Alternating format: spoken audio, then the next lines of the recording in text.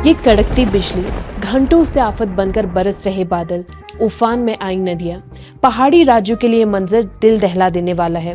उत्तराखंड हो चाहे हिमाचल, जब भी ये काले मेघ रौद्र रूप धरते हैं तो किसी न किसी अनहोनी की आशंका होने लगती है। इस बार हिमाचल और उत्तराखंड में भारी बारिश की वजह से बुरा हाल है। इस बार की बारिश जब शुरू हुई तो 200 से ज्यादा लोगों की मौत बारिश जनित हादसों से हो चुकी थी।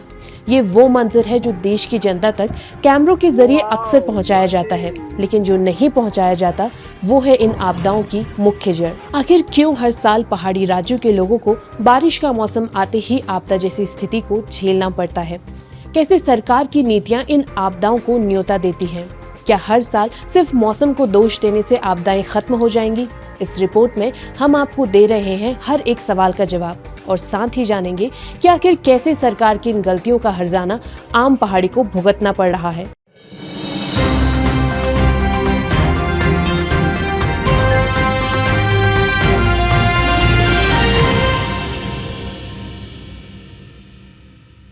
ये सही है कि पहाड़ में आने वाली आपदाओं के पीछे काफी हद तक मौसम का ही हाथ होता है, लेकिन ये हादसा कितना ज्यादा विनाशकारी होगा कि पूरी तरह निर्भर करता है सरकार की नीतियों पर। प्रकृति से खिलवाड़, विकास के नाम पर अनाप शनाप कंस्ट्रक्शन इन आपदाओं को जन्म देता है। उत्तराखंड और हिमाचल में बढ़ रही आपदाओं की एक मुख्य जड़ है पेड़ों का लगातार हो रहा कटान। पहाड़ों में किस तरह पेड़ों को बेतहाशा काटा जा रहा है, उसकी एक रिपोर्ट खुद केंद्र सरकार देती है। केंद्र सरकार के आंकड़े बताते हैं कि पिछले 1.5 दशक के दौरान हिमालय क्षेत्रों में सबसे ज्यादा जंगल उत्तराखंड राज्य में ही काटे गए हैं। इन जंगलों को गैर वानिकी उपयोग यानी विकास कार्यों के लिए काटा गया है। हम आपको ये भी बताएंगे कि कैसे 4 धाम रोड परियोजना ने हजारों पेड़ों की बलि ली है, लेकिन इससे पहले हम आपको इस रिपोर्ट की पूरी डिटेल देते हैं। केंद्र एवं वन पर्यावरण मंत्रालय की तरफ से लोकसभा में दिए गए जवाब में ये तस्वीर सामने आई है। लोकसभा में रखी गई रिपोर्ट के मुताबिक सबसे ज्यादा जंगल उत्तराखंड में विकास की भेंट चढ़े हैं। रिपोर्ट के अनुसार राज्य में 15 साल में 14,141 हेक्टेयर वन भूमि अन्य कार्यों के लिए ट्रांसफर की गई है। आंकड़े बताते हैं कि पड़ोसी राज्य हिमाचल में 6,696 हेक्टेयर वन भूमि दूसरे कार्यों के लिए उपयोग की गई। वहीं जम्मू और कश्मीर में 423, अरुणाचल प्रदेश में 12,778, असम में 6,666, मेघालय में 421, मणिपुर में 3,758, मिजोरम में 926 और त्रिपुरा में 1860 हेक्टेयर की भूमि का इस्तेमाल किया गया। प्रकृति के लिहाज से उत्तराखंड रिच जरूर है, लेकिन ये आंकड़े यहाँ रह रहे लोगों की चिंता जरूर बढ़ा रहे हैं। केंद्र पर्यावरण, वन और जलवायु परिवर्तन मंत्री भूपेंद्र यादव ने लोकसभा में एक प्रश्न के जवाब में ये आंकड़े रखे। आंकड़ों के मुताबिक वन भूमि डायवर्जन मामले में उत्तराखंड देश के टॉप 10 राज्यों में शामिल है। राज्य में औसतन प्रत्येक वर्ष 943 हेक्टेयर भूमि दी जा रही है। वर्ष 2008-9 से लेकर वर्ष 2022-23 के दौरान सभी राज्यों में 3,05,945 हेक्टेयर भूमि वन संरक्षण अधिनियम 1980 के तहत गैर वानिकी उपयोग के लिए दी गई। वहीं हिमालय राज्य में तो उत्तराखंड नंबर 1 पर पहुंच गया है। उत्तराखंड राज्य, जिसे देवभूमि भी कहा जाता है, वो अपने जंगलों, नदियों और पहाड़ों की वजह से प्रचलित है, लेकिन जिस तरह से पेड़ों की कटाई की जा रही है उससे यही प्रतीत होता है कि यहाँ विकास के नाम पर प्रकृति को नुकसान पहुंचाने की जैसे छूट से मिल गई है। लेकिन सवाल ये उठता है कि आखिर इतना सब कुछ पता होने के बावजूद भी पेड़ों की कटाई को रोकने के लिए आखिर राज्य सरकार ने किया क्या? राज्य सरकार केंद्र सरकार से इस विषय में बात क्यों नहीं करती? क्यों नहीं बताया जाता कि उत्तराखंड में आ रही बाढ़ और आपदा की एक बड़ी वजह यहाँ पर हो रही बेहिसाब पेड़ों की कटाई है?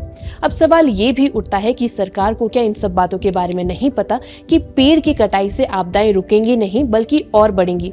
इस सवाल का सीधा सा जवाब ये है कि सरकार को सब पता है, लेकिन वो अपनी महत्वाकांक्षाओं के आगे कुछ और देखना बंद कर देती है। अक्सर इस सवाल के जवाब में सरकार तर्क देती है कि उत्तराखंड में 150 करोड़ से अधिक लागत वाली 30 से ज्यादा योजनाएं चल रही हैं। इसमें चारधाम परियोजना, ऋषिकेश कर्णप्रयाग रेल लाइन परियोजना, जॉलीग्रांट एयरपोर्ट विस्तार परियोजना, सड़क परिवहन और राजमार्ग मंत्रालय की सड़क चौड़े करने वाली डबल लेन करने वाले प्रोजेक्ट्स और जल विद्युत परियोजनाएं शामिल हैं। केंद्र सांख्यिकी एवं कार्यक्रम क्रियान्वयन मंत्रालय के मुताबिक इन परियोजनाओं की कुल अनुमानित लागत करीब 45,922 करोड़ रुपए है। लेकिन अब सवाल ये उठता है कि इन योजनाओं के लिए सरकार पहाड़ की प्रकृति को ताक पर रख देगी। ये सवाल इसलिए है क्योंकि इन विकास कार्यों से फायदे कम और नुकसान होने की आशंका ज्यादा जताई जाती है। टाइम्स ऑफ इंडिया की 2021 की एक रिपोर्ट बताती है कि Chardham all weather road project में 56,000 से ज्यादा पेड़ काटे जाने हैं, जिसमें से 36,000 से ज्यादा पेड़ 2021 तक ही काटे जा चुके हैं। रिपोर्ट्स के मुताबिक ये जो पेड़ काटे गए हैं ये नाजुक पर्वतीय श्रृंखला यानी फ्रेजाइल माउंटेन रेंज में आते हैं। अब सोचिए 2021 से लेकर अब तक कितने पेड़ काटे जा चुके होंगे। एक्सपर्ट्स का कहना है कि ये जो बेतहाशा पेड़ों की कटाई और स्लोप कटिंग हो रही है उससे माउंटेन रेंज में बहुत बुरा असर पड़ना शुरू हो गया है। चारधाम रोड परियोजना के बचाव में सरकार अपना तर्क भी रखती है। वो कहती है कि ये प्रोजेक्ट सिर्फ चारधाम यात्रा के लिए ही नहीं बल्कि देश के लिए भी सामरिक दृष्टि से महत्वपूर्ण है, क्योंकि ये रोड चीन सीमा तक पहुंचती है। दूसरी तरफ सरकार ये भी कहती है कि अगर हजारों लाखों पेड़ काटे जा रहे हैं तो वहीं दूसरी और हर छोटे बड़े कामों में पौधारोपण को जोरों शोरों से किया जा रहा है। विकास कार्यों के लिए पेड़ों को काटने की स्थिति में दुगने से अधिक पौधारोपण का नियम है। उत्तराखंड सरकार ऐसा करने का दावा भी करती है, लेकिन मुश्किल ये है कि पौधारोपण होगा कहाँ। राज्य में क्षतिपूर्ति के तौर पर किए जाने वाले पौधारोपण के लिए जमीन उपलब्ध ही नहीं है। देहरादून की संस्था सिटीजन ऑफ ग्रीन दून ने पौधारोपण को लेकर वन विभाग में आरटीआई लगाई। जवाब मिला कि क्षतिपूर्ति पौधारोहण के लिए 9,000 से ज्यादा हेक्टेयर का बैकलॉग चल रहा है। इस बैकलॉग में कुमाऊं क्षेत्र में 4,809 हेक्टेयर, गढ़वाल जोन में 3,648 हेक्टेयर और वाइल्ड लाइफ जोन में 623 हेक्टेयर शामिल है। अब सवाल ये उठता है कि ये पौधारोपण आखिर होगा कहाँ। चारधाम परियोजना के मामले को सुप्रीम कोर्ट तक ले जाने वाली संस्था सिटीजन ऑफ ग्रीन दून के प्रतिनिधियों ने एक इंटरव्यू में कहा कि पौधारोपण के नाम पर जंगल में ही पौधे लगाए जा रहे हैं। जब आपने 80 हेक्टेयर वन भूमि ली है तो 80 हेक्टेयर मिलनी भी चाहिए। उन्होंने सवाल उठाया है कि जब जगह की कमी है तो थानों जैसी जैव विविधता के लिहाजे से समृद्ध जंगल को उजाड़ने की कोशिश क्यों की जा रही है। दरअसल जॉलीग्रांट एयरपोर्ट विस्तार के लिए उत्तराखंड सरकार थानों क्षेत्र के जंगल को हटाना चाहती है, जिस पर केंद्र एवं वन पर्यावरण मंत्रालय ने आपत्ति जताई है। राज्य सरकार केंद्र की आपत्तियों का जवाब तैयार कर रही है। पौधारोपण का जो बैकलॉग है उससे साफ पता चलता है कि सरकार जो पौधारोपण के दावे कर रही है वो सच के मानकों में खरे नहीं उतर रहे। जो लाखों पेड़ काटे जा रहे हैं उनकी भरपाई किसी भी तरीके से नहीं हो पा रही है।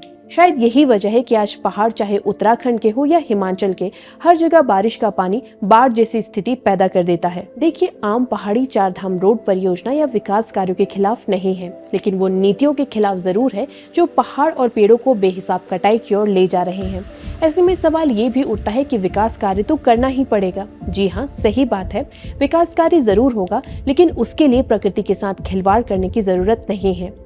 इसके लिए हमें ये समझना चाहिए कि तकनीक के जमाने में जब सारे फायदे आधुनिकता से जुड़े हैं तो हमें इसका सहारा लेकर कुछ बेहतर करना चाहिए। उत्तराखंड सरकार और केंद्र सरकार को ये समझना होगा कि पहाड़ों को चौड़ी रोड की नहीं बल्कि सस्टेनेबल रोड्स की जरूरत है, और ये सस्टेनेबल रोड्स आएंगी सस्टेनेबल डेवलपमेंट से। सस्टेनेबल डेवलपमेंट का कॉन्सेप्ट आज का नहीं बल्कि दशकों से मौजूद है, और एक नए कॉन्सेप्ट के रूप में इसे मूल रूप से 1987 में ब्लंटन रिपोर्ट के द्वारा आगे लाया गया। इस कॉन्सेप्ट को सिर्फ उन डेवलपमेंट के लिए डिफाइन किया गया है जो भविष्य की जरूरतों को बिना समझौता किए मौजूदा जरूरतों को पूरा कर सके। सस्टेनेबल डेवलपमेंट के 5 स्तंभ होते हैं। इसके तहत पर्यावरणीय सीमाओं का पालन करना भी एक स्तंभ है। जिस पर्यावरण में हम रहते हैं उसके लिए जिम्मेदार होने के महत्व को ध्यान में रखते हुए सस्टेनेबल डेवलपमेंट विकास की दिशा में काम कर रहा है। इसी तरह सस्टेनेबल रोड्स भी हैं। ये वो सड़कें हैं जो परिवहन के पर्यावरणीय प्रभाव को कम करने के लिए बनाई गई हैं। इसमें आमतौर से डामर और कंक्रीट के मटेरियल का इस्तेमाल होता है। इसमें इस्तेमाल होने वाली सड़कों में प्राकृतिक सामग्री का ज्यादा इस्तेमाल होता है। वन भूमि और जंगल दोनों ही ही पर्यावरण संरक्षण में एक अहम भूमिका निभाते हैं। हर साल उत्तराखंड ही नहीं बल्कि हिमाचल में भी आपदाएं आती रहती हैं और ये सब इसलिए हो रहा है क्योंकि हम प्रकृति के मुताबिक निर्माण नहीं कर रहे हैं। हम अपनी यात्रा को सुगम बनाने के लिए, अपनी व्यवस्था के लिए यहाँ के पहाड़, नदियों, झरनों, जंगलों और जमीन को खा गए हैं। इसका परिणाम आज हम सबके सामने है। किसी ने ठीक ही कहा है कि विकास अगर प्रकृति का बलिदान देकर हो तो वो विकास नहीं, सर्वनाश है। सरकार के इस गैर जिम्मेदाराना विकास की एक और तस्वीर देखिए हमारी इस रिपोर्ट में। जानिए कैसे सरकार और प्रशासन की लापरवाहियों की वजह से कोटद्वार की मालान नदी का बना पुल धराशायी हो गया। देखिए और हमें जरूर बताएं कि हमारी ये रिपोर्ट आपको कैसी लगी। आप अपने सुझाव और सवाल हमें कमेंट बॉक्स में जरूर बताएं। अगर आपको हमारी पेशकश पसंद आई हो तो लाइक, शेयर और सब्सक्राइब करना ना भूलें। तब तक के लिए धन्यवाद।